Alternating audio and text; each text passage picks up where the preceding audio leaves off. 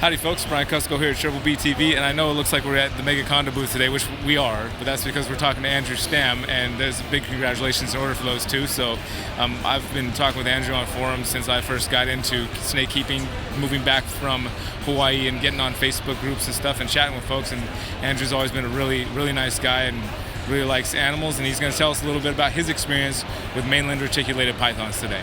You're watching Triple B TV.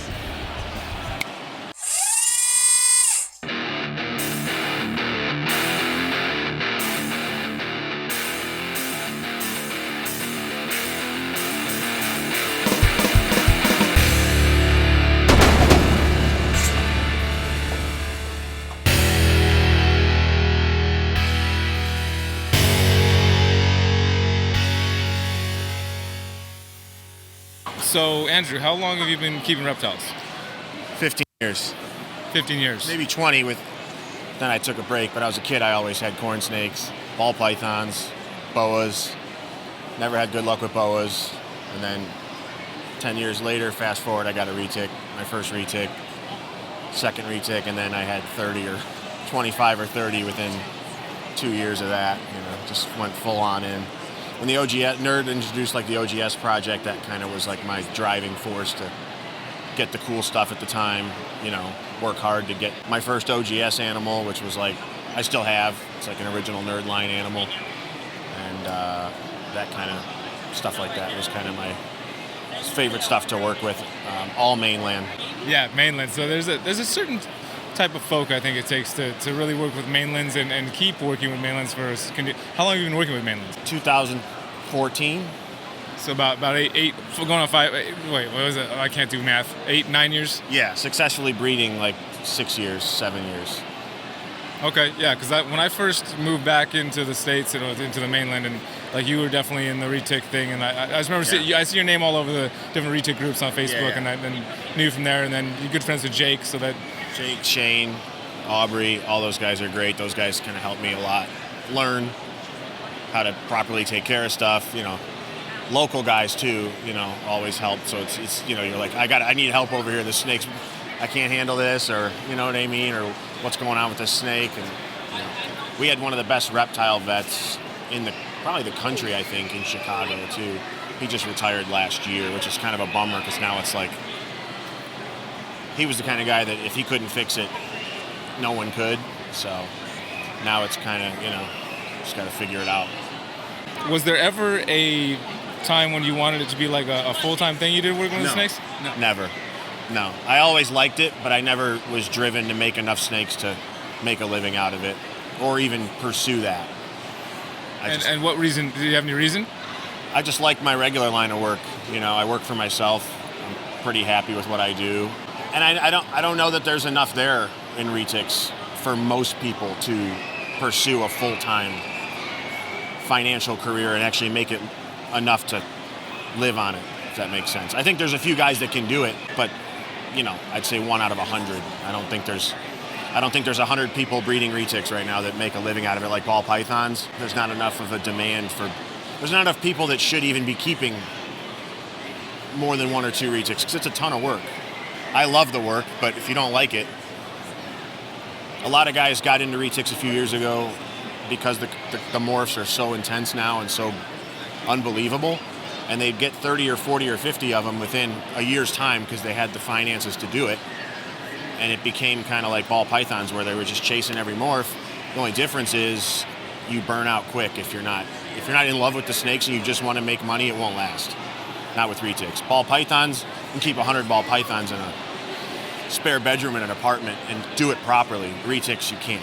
So. True. That's a good point. I was also planning to get in and try and breed retics. I was doing the same thing. I built up a few females, and I've got 4 mainlands, and I was thinking to breed. The morphs are excellent. I love the snakes. They're really cool. I never thought I'd keep a snake that size, and when I finally did, I was like, wow, this is incredible. Yeah. But then I think similar to what you saw, there's not really that many people that should necessarily have them, and I didn't want to try and find the right homes for that many snakes as they hatch out. And so I just keep them as pets now, and so you're doing about 1 clutch a year, you're saying? 1 or 2. Yeah, I did only 1 clutch last year. My double het purple OGS laid 67 eggs, and they all hatched. All of them? I hatched all of them, yeah. That's all. I still have whatever. I still have some babies at home, about 40 of them. And then some of them I've, had local pet stores like to sell them for me. Some of the normals, the Motleys, the single gene stuff. And then we have some stuff here for sale. But 60. She laid 35 eggs the first year, and then 48 or something like that the next year, and then 65 the year later. 3 years in a row, just unbelievable. That's awesome, man. Just let's take a look at some of those snakes. Okay, so this is a marble Motley orange ghost stripe. A really cool paradox spot there. The paradox spot on this one was kind of just thinking about keeping it. This is only the second year this combo's been made. Me and Aubrey did a breeding the year before, made a similar animal. And we did make this snake an albino too. It was not really an impressive animal for about 6 months. It took a long time. Purple orange ghost stripe stuff's been a favorite of mine, but it hatches out like a white phase. Like I cut eggs open and I was like, these snakes have no color, like at all. Whereas the normal purples that aren't OGS are dark. And I Shane's local to me, and I'm like, what's going on, man? This stuff, it doesn't look right. And he's like, you gotta shed it out 3 or 4 times and give it time. And he's like, it'll just blow you away. And he was right. It absolutely just takes a little bit of time. That's interesting, because like you said, I mean, your point exactly is like all the purples I've seen as babies, they're just super dark, and then they get lighter. So it's like the opposite with a purple. When you add the OGS into it, turns it into a white phase basically in the egg. It looks like totally unimpressive. And then they just seem to get better with age. That's interesting. So are you looking to like make purple cows online, or? I have a purple cow at home, a male. It's about 2.5 years old.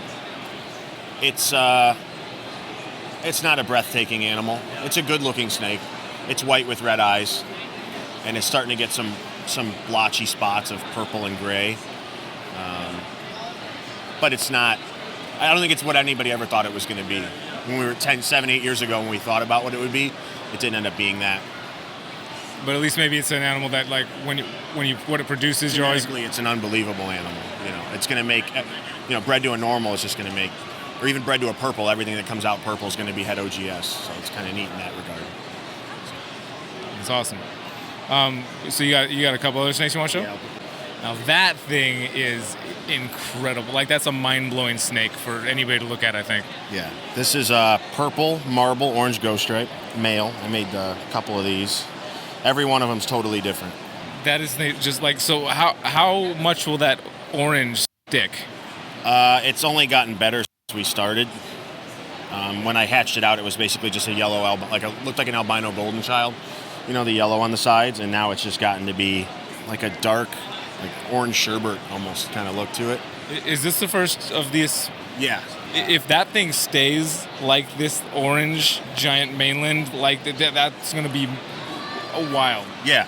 Purple orange ghost stripe stuff, came out a couple of years ago, and as you know, Shane's made a lot of really cool combos in this, and I brought him over to his house. We kind of talked about. He's like, you just got to give it time, and really seeing his in person that are older than mine, it really does hold its color phenomenal. That's a beautiful animal, man. Congratulations. Just to put a single codom like marble in it really worked out well.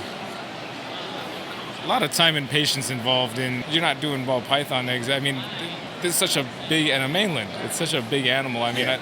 I've never done it myself, so I don't have any experience. I've been there for clutch pulling and stuff like that, but it's just, like you said, the amount of work that has going to, just the amount of physical work because of the size of the animal, right? Yeah.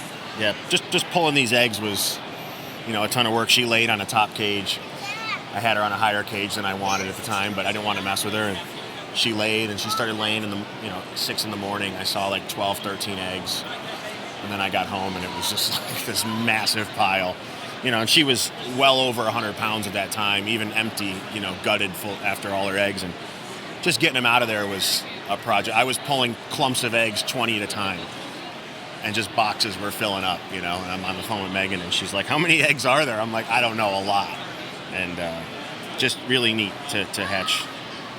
That's incredible, man. Do you want to show one more snake before we get out of here? So wait, you said this is just a Mochino Phantom? There's something else going on here. It's a Mochino Phantom Golden Child. Okay.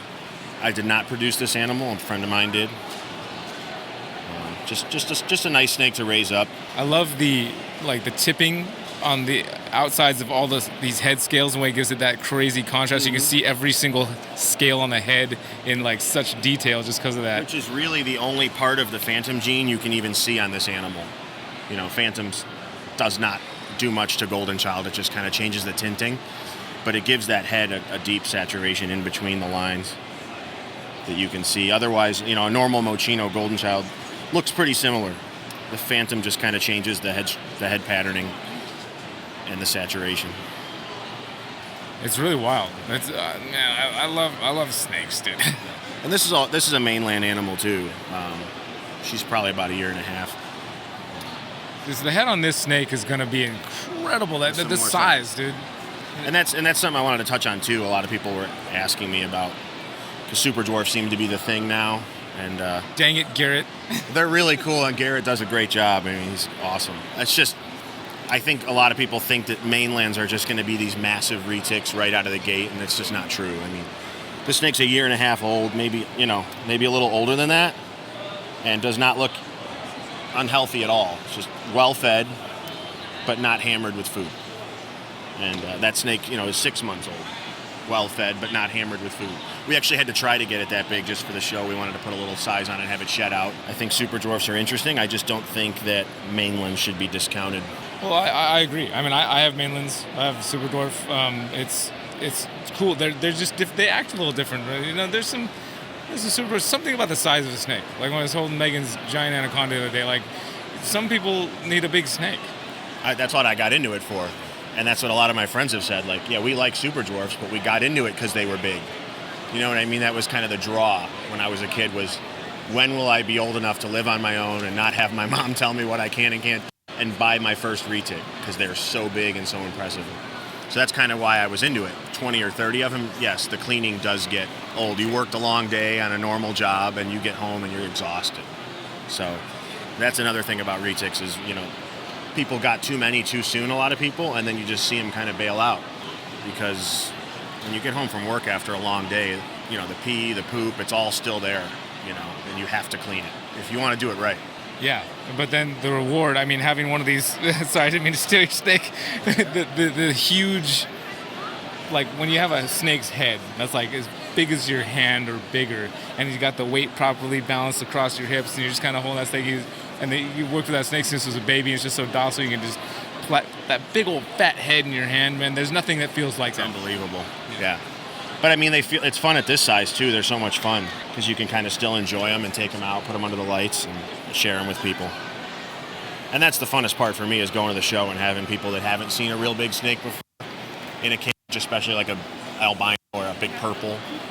People are just blown away by it. The kids too. It's fun. Oh, the kids especially. At the end of the show yesterday, I brought a mainland here so I could have some kids hold it.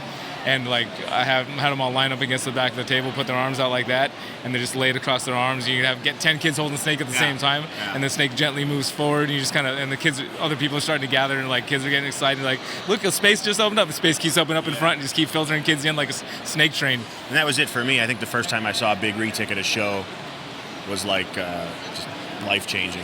I knew I had to wait a long time till I was an adult to get my own, but I don't think there was ever a point from when I was a child till I was in my 20s and got my first retic where I didn't want one. It was just, when is the right time going to be? When will I save up enough money for my first job to buy my first big snake? It's just fun. Yeah, it's a blast, man. Well, hey, Andrew, I appreciate you taking some time to talk to us on the video, man. This is my first time at Pomona. Awesome. Pretty excited. It's nice. He does a good show here. So. Anything that you'd like to say to our audience before we get out of here? Mainland retics rock. Super dwarfs are for little kids. He's not necessarily lying. So. I'm just kidding. I love you, Garrett. All right, brother. I appreciate you, man. Thanks so much. I actually just want to say thank you to people like you for putting in the effort of actually making videos. Like, it's a ton of work. And to actually sit there and edit it all and make it look good for YouTube is, there's not enough people doing it, but the people that do it make it so that people can see the animals at the shows, like the good footage like this, under the lights, and like let people actually see what we do. Because without it, really, it would just, no one would have any exposure to it that didn't go to a show, minus what was posted on social media. So I think the people that make the videos, Garrett does beautiful videos. A lot of guys just do such a good job.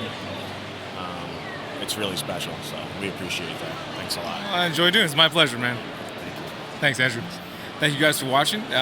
If you'd like to join us with Andrew on a Zoom call this evening, like we do with all of our guests on Triple B TV, and talk to him a little bit more in depth and pick his brain as a guy who's got plenty of experience with big snakes, then you could do that.